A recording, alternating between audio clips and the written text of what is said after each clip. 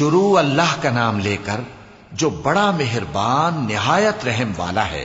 میں روز قیامت کی قسم کھاتا ہوں اور نفس لوامہ کی قسم کھاتا ہوں کہ سب لوگ اٹھا کر کھڑے کیے جائیں گے۔ کیا انسان یہ خیال کرتا ہے کہ ہم اس کی بکھری ہوئی ہڈیاں اکٹھی نہیں کریں گے؟ ضرور کریں گے، اور ہم اس بات پر قادر ہیں کہ اس کی پور پور درست کر دیں، مگر انسان چاہتا ہے کہ آئندہ بھی خود سری کرتا چلا جائے۔ پوچھتا ہے کہ قیامت کا دن کب ہوگا؟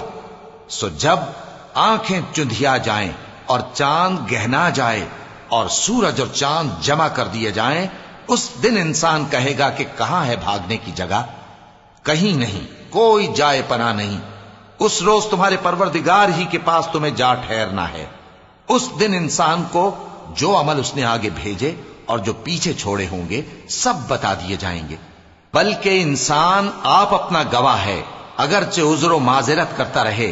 اور اے پیغمبر صلی اللہ علیہ وآلہ وسلم، وحی کے پڑھنے کے لیے اپنی زبان کو تیز تیز حرکت نہ دیا کرو کہ اس کو جلد سیکھ لو۔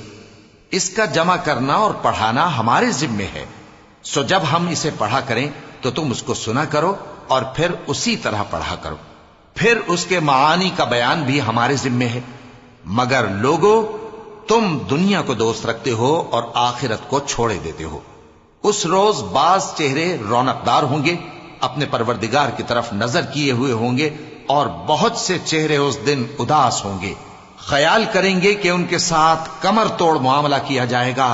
ہاں، جب جان گلے تک پہنچ جائے اور لوگ کہنے لگیں اس وقت کون جھاڑ پھونک کرنے والا ہے، اور اس جاں بلب نے سمجھا کہ اب جدائی کا وقت ہے اور پنڈلی سے پنڈلی لپٹ جائے، اس دن تجھ کو اپنے پروردگار کی طرف کھینچے چلے چلنا ہے۔